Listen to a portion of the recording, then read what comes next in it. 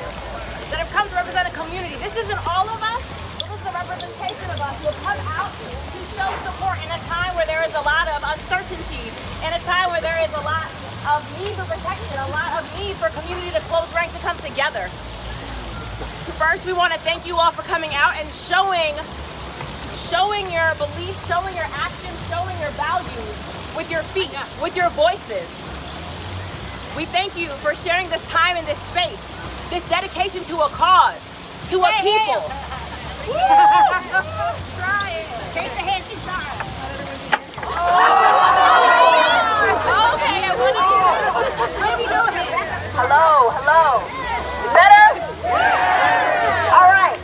So, shout out to all of y'all for showing up, being a part of a movement that sometimes seems symbolic, sometimes seems performative, as Anta mentioned earlier, but knowing that this is a moment in representation of our movement, a moment in which we're taking the opportunity to say we're out here.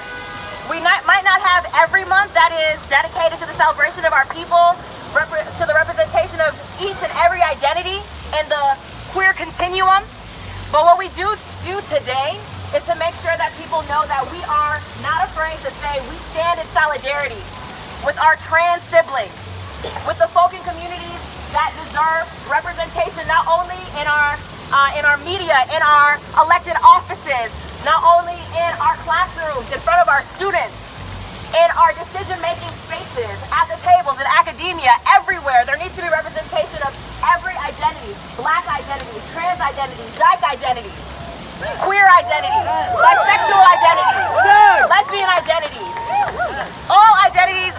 I can't even name them all because honestly, there are identities that people don't have words for yet. Existences, experiences that we do not yet have words to be able to contain. So what we do here, we stand in solidarity of those who have experiences that are marginalized, that are not yet spoken of, that need a platform, that need us to stand up in ways that we might not yet know, that we might not yet feel comfortable doing, but this is where we push ourselves outside of our comfort zone.